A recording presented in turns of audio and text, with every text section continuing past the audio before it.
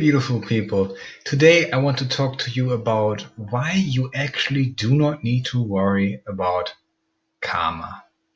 Now, many people think about karma when they speak about Eastern traditions like Hinduism and Buddhism, and karma is often described as a law. Now, where it gets confusing when people are attached to the idea of identity, they often also create an idea of judgment.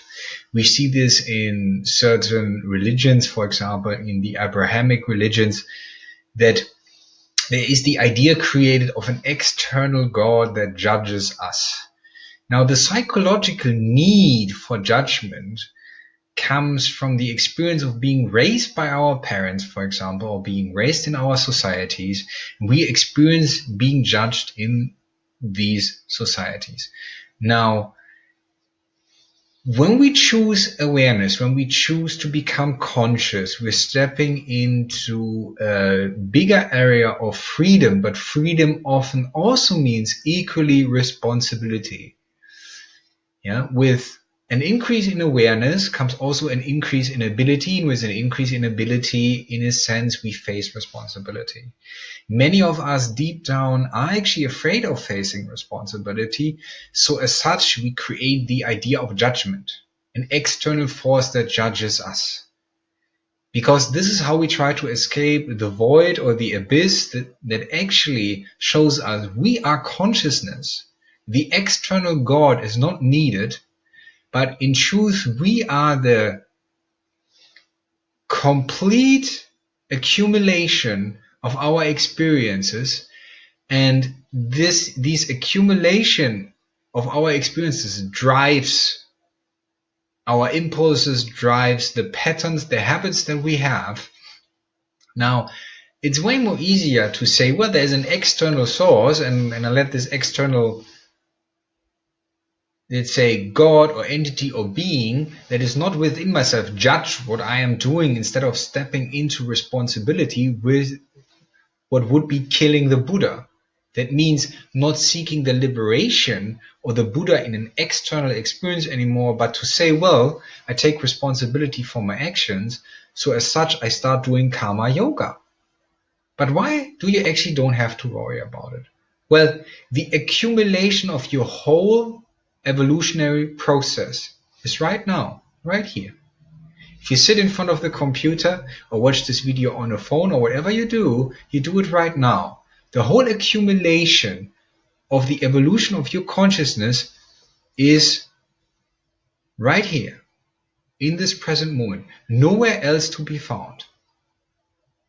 So once you figure this out, you just give awareness to this present moment.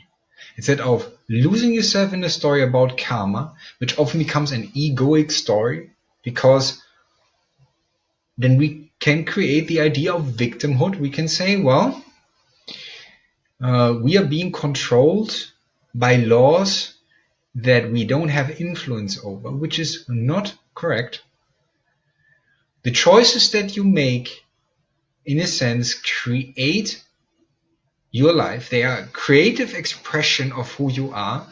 Now, with those choices, of course, let's say if you interact with forces in a certain way, you experience resonance, feedback. But this is really helpful in your evolutionary process, because this feedback mirrors you. Whatever patterns you have, whatever behavior you show, whatever habits you are attached to, you will experience resonance from your environment. Your environment mirrors you, so you can come to a deeper understanding of yourself. So that means sometimes if you experience pain or discomfort, this is not something that you are a victim to. This is, in a sense, a catalyst provided for you to learn about yourself. So the way you experience your environment, the way it resonates with you, is a direct mirror for you to get to know yourself. So this is actually of assistance. So as such, you don't need to worry about a lengthy process of karma. If you pay full attention to the present moment, if you're in a deep state of allowing and acceptance, you watch your breathing, you let go of the muscle tension, you just allow whatever is there, you let go of your biases and prejudices towards this moment, then as such you pay full attention and your intuition is available to you. And then whatever karmic, let's say, debt there is, in a sense, you will sense it. Someone might walk up to you, you might meet someone, and you feel, wow, I can be of service to this being. I can be helpful to this being. Can be of assistance. And this intuitive feeling is not complicated. You don't need to create theories around it. You don't need to create huge stories that involve the concept of time. In the present moment, when you're deeply connected with the deeper self, with your intuition, you will know what to do, and there is no need to worry, to conceptualize anything, to create a dramatic, difficult, highly complex story. The inner guidance, the inner compass is there for you to access as long as you allow. And as such, you will intuitively feel what to do appropriately with the situations that you experience without having to exercise any form of violence. Now, with this intuitive sense, you will burn through your karma. Because this intuitive sense gives you an idea of how to interact with other beings. You will sense it. So no complex theory is required. You don't need to know your last 500 years of memory. This is not required. Just follow the sense of the deeper self. Follow the intuition through allowance. And then there is no need to worry about karma.